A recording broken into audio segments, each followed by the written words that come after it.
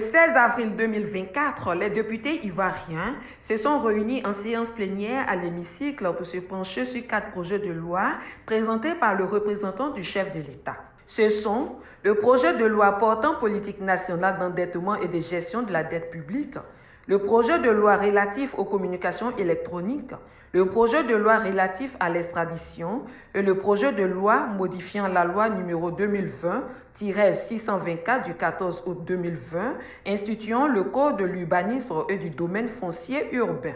Parmi ces 4 projets de loi, les députés du Parti des peuples africains Côte d'Ivoire se sont prononcés sur le projet de loi portant sur la politique nationale d'endettement et de gestion de la dette publique, puis le projet de loi relatif aux communications électroniques. Sur le premier projet de loi, le représentant du chef de l'État a, dans son exposé, fourni des arguments en vue de convaincre les représentants du peuple. Pour le groupe parlementaire PPACI, le recours à des emprunts pour financer des activités du gouvernement n'est pas un problème en soi. Tout comme les particuliers et les entreprises, l'État peut utiliser ce levier pour compléter ses ressources propres en vue du financement de ses activités, notamment les investissements.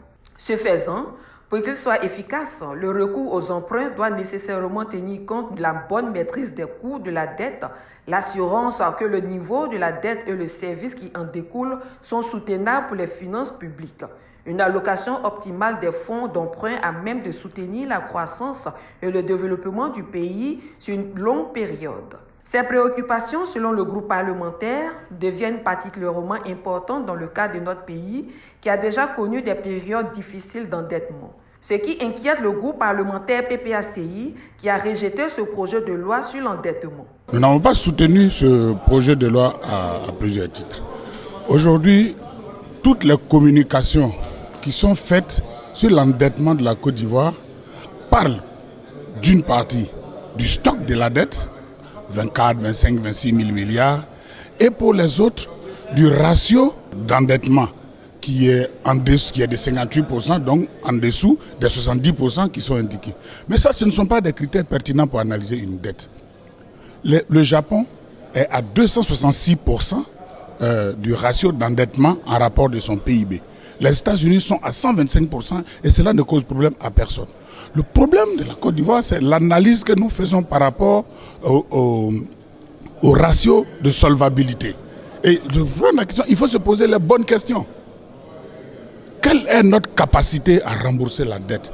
Quel est le ratio de solvabilité de la Côte d'Ivoire? Et c'est là que se pose le problème. Parce que le ratio de solvabilité, qui est plafonné dans les standards à 30%, aujourd'hui les chiffres en opposition montrent que la Côte d'Ivoire est à 63%. Pour nous, ce qui nous inquiète, c'est surtout pour le futur. Parce qu'aujourd'hui, on a un gouvernement qui s'est endetté, qui est arrivé à un certain niveau d'endettement. Ce gouvernement, peut-être que dans le futur, ne sera plus en place. Un nouveau gouvernement va venir. Quand ce gouvernement va vouloir aussi contracter des prêts pour pouvoir financer son programme de développement, on nous dira que le taux ou bien le niveau, le stock d'endettement est arrivé à un point où, tant qu'on ne va pas rembourser ceci, on ne pourra pas avoir accès à un nouvel endettement. Et donc, nous allons passer pour ceux qui ne développeront pas le pays. Et que ceux qui sont passés ont fait plus d'actions de développement que nous, ont construit plus que nous. Et c'est ça que nous refusons justement. Il faut que cet endettement soit dans des proportions acceptables, de sorte qu'un autre gouvernement qui viendra au pouvoir demain puisse aussi bénéficier de la confiance des bailleurs de fonds, de tous ceux qui donnent de l'argent pour que nous puissions, le nouveau gouvernement puisse aussi financer ces projets de développement.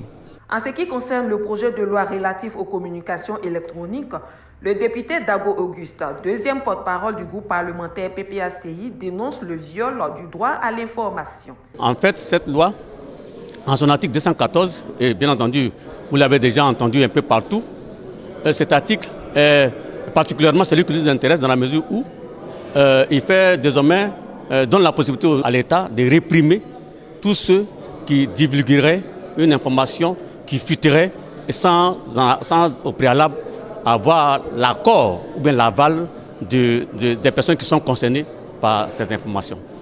Donc je pense que c'est une violation grave de la Constitution parce que la Constitution consacre la liberté, le droit du moins à l'information auquel tous les Ivoiriens, tous les citoyens ivoiriens ont droit.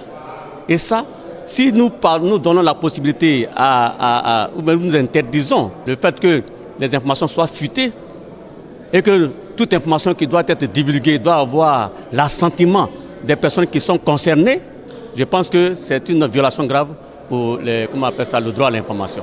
Et le PPAC ne peut pas donner son accord pour le vote d'un tel projet de loi. C'est pourquoi, sur la question, le PPAC a exprimé son refus vis-à-vis de cette loi-là. Et du coup, nous sommes contre cette loi parce qu'elle viole véritablement les libertés auxquelles nous sommes véritablement attachés. Ces projets de loi ont été votés à la majorité des députés. Malgré son nombre réduit, le groupe parlementaire PPACI les a tous rejetés.